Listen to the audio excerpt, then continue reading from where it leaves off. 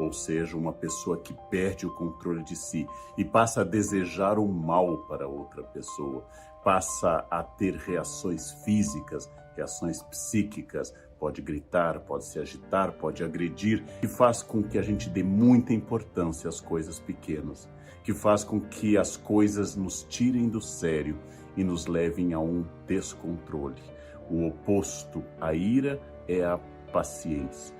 A ira, quando descontrolada, segundo a moderna psicanálise, quando um pequeno gesto no trânsito, em casa, quando uma indicação de alguém, quando uma pequena questão tem uma super-reação excessiva que vai além do gesto em si, nós então chamamos a esse processo de uma super-reação, overreaction, uma reação exagerada, e ela é um sintoma de que aquilo dialogou com muito mais coisa.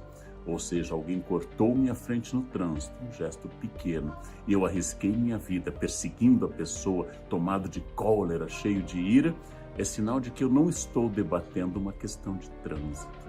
Eu estou debatendo algo muito maior, muito mais profundo, algo que tem a ver com a minha própria existência e que isto é apenas um sintoma que eu devo analisar, pensar, ou seja, é um ponto para o meu conhecimento. Tudo aquilo que me provoca um enfrentamento, tudo aquilo que me provoca uma oposição ao meu desejo é provavelmente um exercício. Os budistas ensinam que pessoas difíceis queimam karma. Uma pessoa complicada, uma pessoa agressiva, está ali para fazer com que eu não tenha tranquilidade com a minha vaidade, com o meu eu, com a minha ignorância, com a minha raiva, que é um veneno do espírito.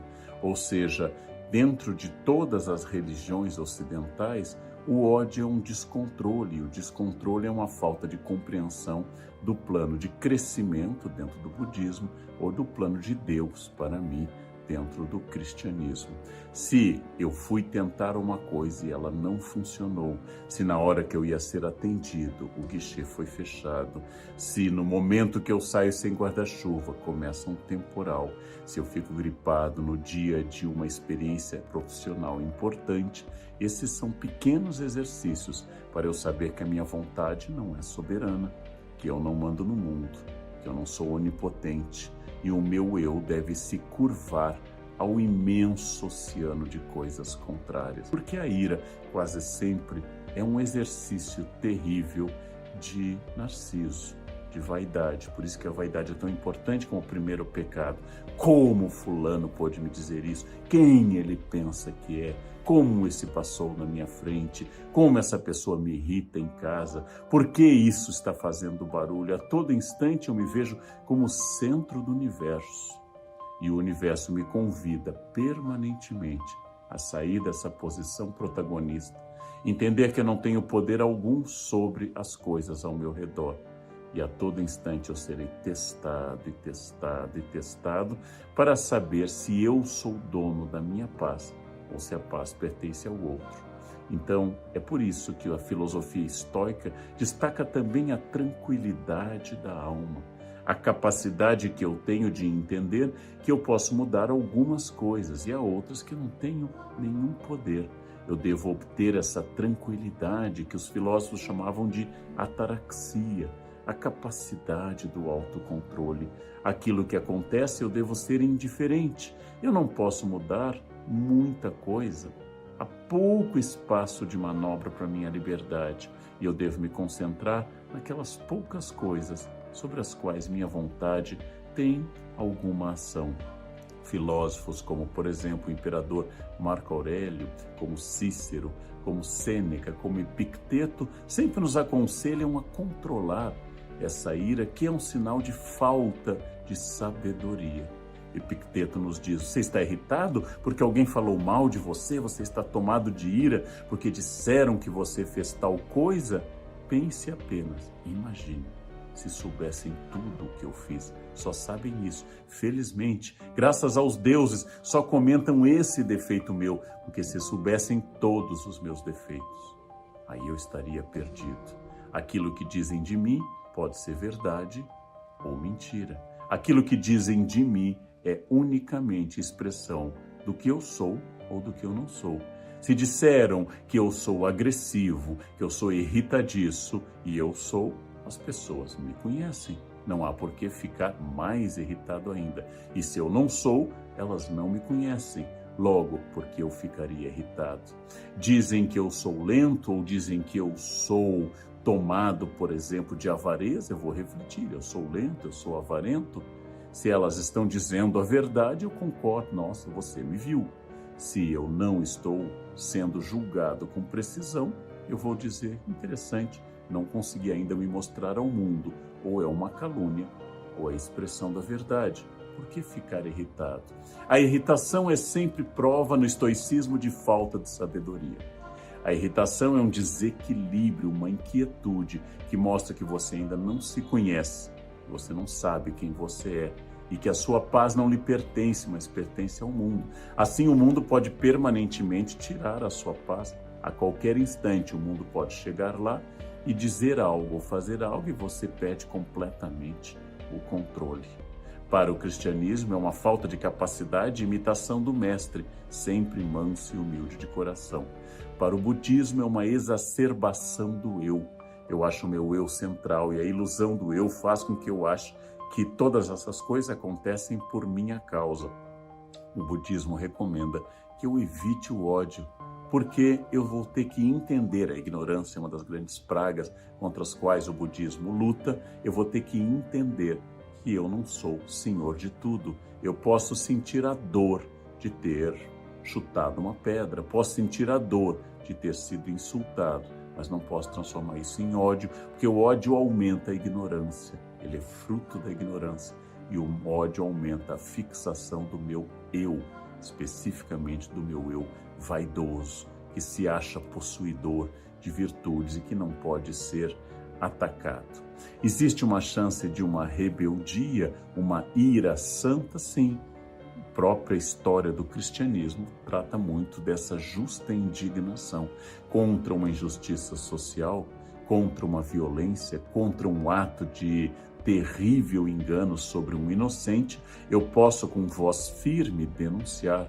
Eu posso vir a público fazer como Jesus fazia com os fariseus. Ai de vós, hipócritas, sepulcros caiados de branco, vocês cobram dos outros aquilo que não são, vocês são absolutamente incoerentes, ou dos saduceus ricos, indiferentes aos pobres. Jesus condena os dois, mas Jesus não é atacado de ira. Jesus apenas corrige moralmente e indica que essas pessoas estão equivocadas.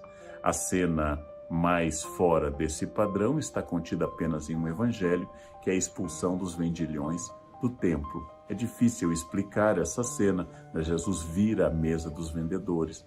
Um biógrafo de Jesus lembra que ele sobe ao templo desde a juventude, que lá estava ele aos 12 anos, perdido no templo e olhando desde a juventude aqueles homens que dentro do templo negociavam moedas, vendiam aves para as ofertas e sacrifícios e enriqueciam dentro do espaço sagrado, onde deveria haver apenas oração ao seu Pai, ao Pai de Jesus. Então Jesus vira as mesas e tem um ataque de uma ira um pouco mais complicada para explicar, mas é a ira de Jesus virando as mesas. Quando se trata dele mesmo, quando ele não está defendendo as coisas do Pai, mas ele próprio é atacado, chicoteado, coroado de espinhos, humilhado, cospem na cara dele, ele não reage, ele não se desespera, não vira a mesa, não usa do seu poder. Diante da ira de Pedro que corta a orelha do centurião no horto, Jesus vai lá e cola essa orelha. Diante do seu traidor, comendo com ele na última ceia, ele não insulta Judas, ele apenas diz que ele deve fazer logo o que tem de fazer e Judas se retira.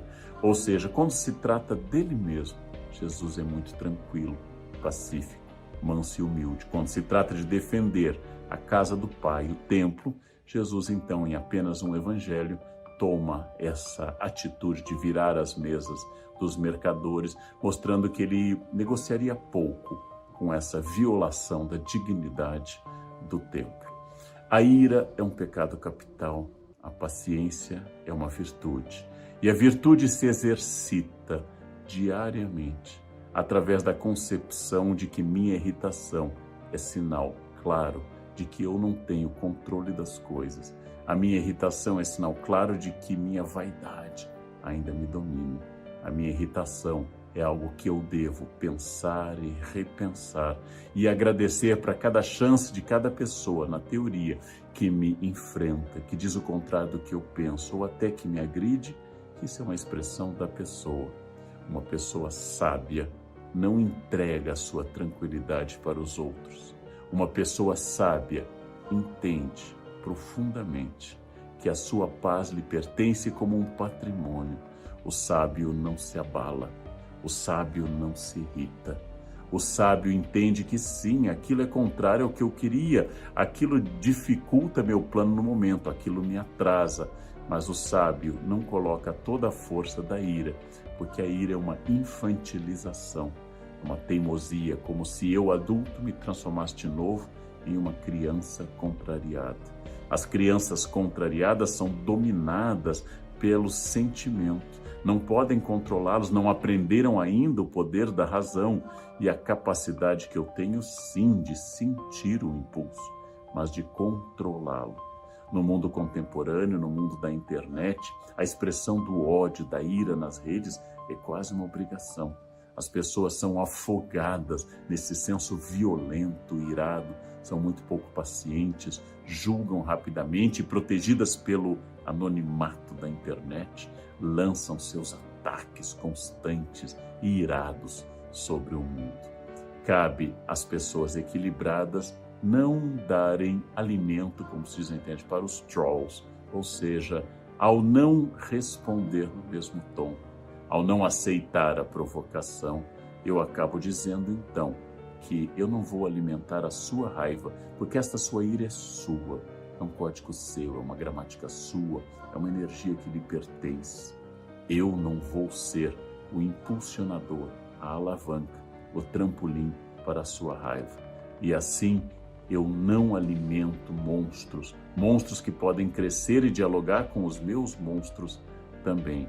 Deixo que a pessoa enraivecida siga adiante. Sim, o mundo a todo instante, sem cessar, sem parar, o mundo nos enfrenta.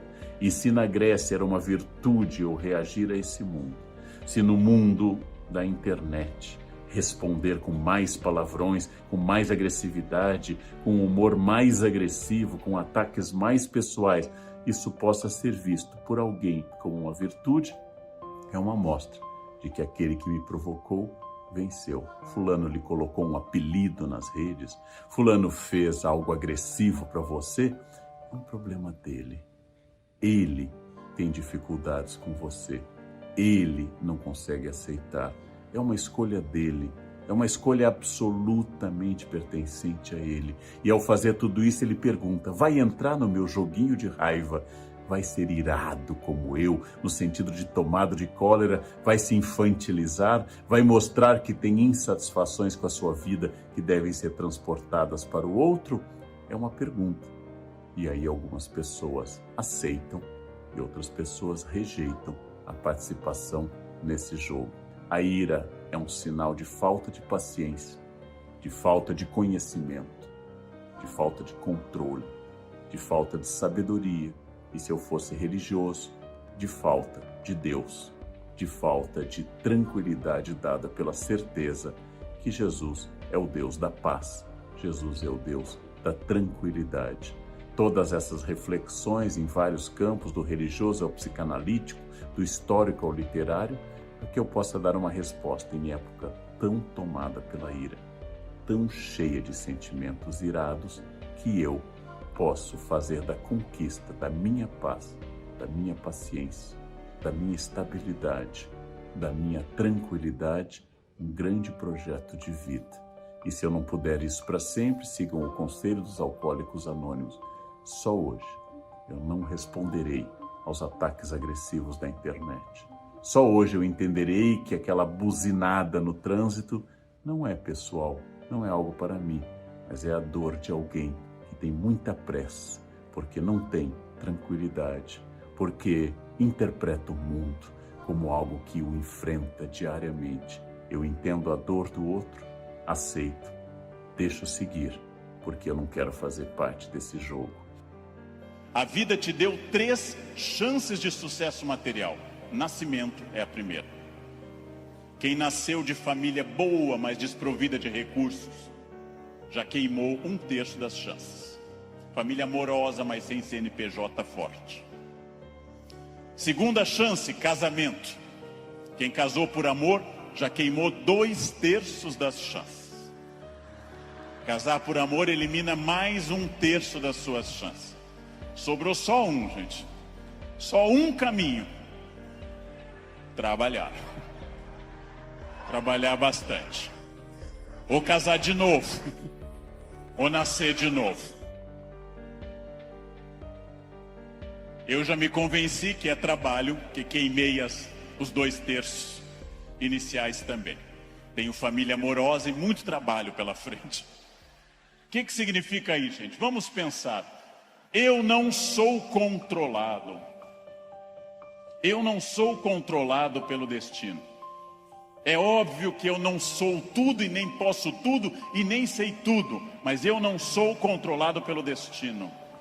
O primeiro exercício que eu quero que nós façamos daqui para frente é o seguinte: dentro do padrão do humano, eu não posso desejar imortalidade, está fora do padrão do humano. Tirando a rainha Elizabeth, ninguém é imortal no planeta Terra.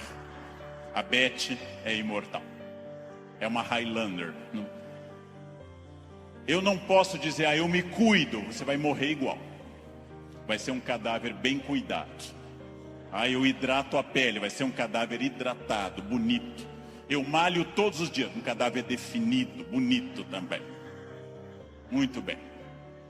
A não ser que vocês queiram evitar Alzheimer, aí o meu conselho é: comam bacon, pururuca, banha, isso evita Alzheimer. Vocês não chegarão à idade de desenvolver Alzheimer. Vão morrer antes. Bem. Não controlo tudo. Não controlo tudo. Não sou dono do universo. Não posso impedir a morte que virá. Mas entre o nascimento e a morte eu controlo muita coisa. Toda crença em destino, vocação, talento, é uma crença que tende a disfarçar o que de fato faz a diferença. E o que de fato faz a diferença é o esforço. Eu tenho uma sorte imensa quando as pessoas me dizem: Leandro, você tem sorte. Eu tenho uma sorte imensa. E essa sorte se repete diariamente, porque eu acordo às 4 da manhã.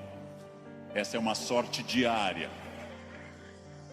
Basta eu começar a dormir o dia todo que a sorte se vai.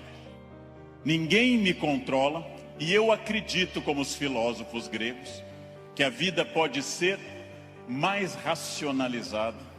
Eu acredito que eu tenha condições de interferir na minha vida.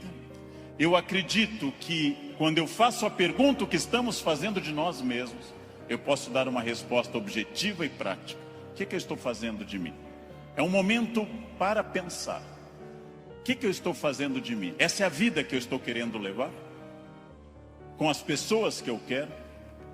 A vida é muito curta, gente, é muito rápida, é muito passageira. E ouçam alguém de mais de 50. Depois dos 40 parece ficar mais rápido ainda. Parece que passa numa velocidade incrível. A vida é muito curta para que se perca tempo numa existência medíocre, numa existência pequena, numa existência fraca. A vida é muito curta para que eu tenha uma família que eu não ame, para que eu tenha um emprego que eu não goste, para que eu tenha um trabalho que eu não me dedique. Ela é muito curta para eu ser medíocre. É muito pouco tempo para isso. Perguntem o que estamos fazendo de nós mesmos e sigam o conselho que Sócrates fundou a filosofia ocidental: conheçam-se, conhece a ti mesmo, conhecimento de si. Sigam esse conselho. Sigam essa ideia de saber quem vocês são. Se eu me conhecer, ninguém me ofende. Se eu me conhecer, ninguém me ataca. Já disse isso várias vezes na internet. Quando alguém me xinga no trânsito, eu tenho que saber se a pessoa está dizendo a verdade ou mentira, e nos dois casos eu não posso me ofender. Conheçam-se, saibam quem vocês são. O ano passado um aluno bateu a porta na minha cara e gritou, careca. O que eu vou dizer para esse aluno? Não, retire o que você disse, não, estou ofendido. Vejam, as pessoas têm direito a dizer o que querem, é um direito constitucional. Eu só me ofendo quando eu concordo com elas. Ataque é veneno. Veneno só funciona se eu tomar. Ataque é veneno, eu preciso tomá-lo. Então, se eu não tomar, o veneno não funciona. Já ouvi no trânsito de São Paulo e gravei um programa sobre isso uma vez, um café filosófico. Alguém me gritou, insinuando que minha mãe exercia atividade erótica remunerada. Examino a biografia de minha mãe, hoje com 80 anos. Na juventude ela está sempre com o rosto fechado nas fotos, como era própria daquela época, nunca sorrindo. Era obviamente uma mulher fiel, sempre triste, fechada, uma mulher de um homem só, não ria, não tinha aquela pele brilhante da mulher que não é tão dedicada. No passado por virtude, no presente por falta de mercado, minha mãe não é uma prostituta. Então eu não me ofendo. Mas se ela fosse, e não é crime no Brasil ser, eu teria que dizer à pessoa, você conheceu mamãe? Você ia lá em casa? Não. Também não teria que me ofender. Segundo o xingamento mais comum e mais estranho, diz respeito à orientação sexual, que é mais estranho ainda, já que orientação sexual não é xingamento, mas é uma característica de cada pessoa. Alguém insinua que eu seja de uma orientação sexual específica. Eu observo e penso, tenho 54 anos, é uma idade boa para você já saber seus orifícios preferidos. É uma idade que, grosso modo, você já sabe mais ou menos o que você gosta. E não haveria problema nenhum em gostar de outra coisa. Então eu digo, você está enganado. Seguindo o velho conselho do Rio Grande do Sul, onde eu nasci, por onde sai o feijão, não entra a mandioca. Bem, mas e se fosse? E se fosse, sem problema algum, eu diria a essa pessoa também, você me conhece? Eu não lembro do seu rosto, mas eu olho sempre o travesseiro, quer dizer, eu não vejo, estou sempre na fronha, eu não lembro bem do seu rosto. Sem problema também. Quando alguém lhe xinga de velha, de feio, de babaca, de filho de alguma coisa, quando alguém lhe xinga até dizendo um time de futebol específico, que eu não vou repetir, resta você saber, a pessoa está certa ou errada.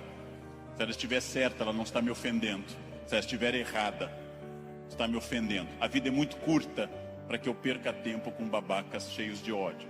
A vida é muito curta para isso. Muito curta.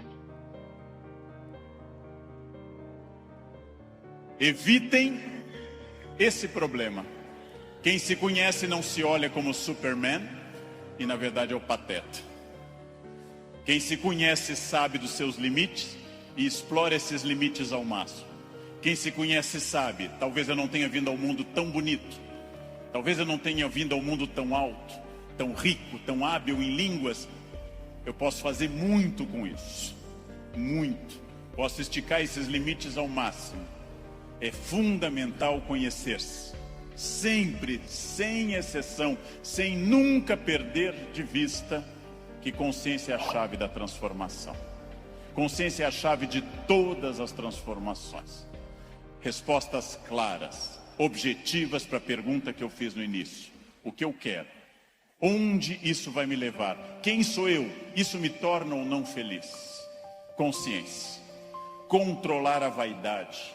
O principal elemento de descontrole de uma vida. Trabalhei para homens muito importantes nesse país, trabalhei com pessoas fundamentais deste país, e quase todos com o mesmo pecado, o pecado da vaidade, o pecado fundacional da humanidade, o de Lúcifer, o pecado de se achar mais do que é, e de achar que os outros concordam com isso. Mire em ser mais do que você é, mas saiba exatamente quem você é, para que o mundo não precise lembrá-lo disso com frequência. É melhor que qualquer pessoa, cobramos mais o corpo com roupas e alguém diga, nossa, você está muito bem, poderia deixar mais alguma coisa à mostra, do que alguém que diga, vai colocar uma burca, meu filho, tá demais. Quer dizer, esperem, saibam quem vocês são, saibam quais as lutas que valem a pena. Por quê? Porque a vida oferece algumas lutas muito boas. Família é uma delas. Luta contra o racismo é uma luta muito boa. Dedico parte da minha vida a isso. Luta contra a violência sobre as crianças, luta contra a pedofilia é muito boa. Essas lutas são boas, merecem toda a nossa energia, merecem todo o nosso empenho, talvez até a vida. As outras, não.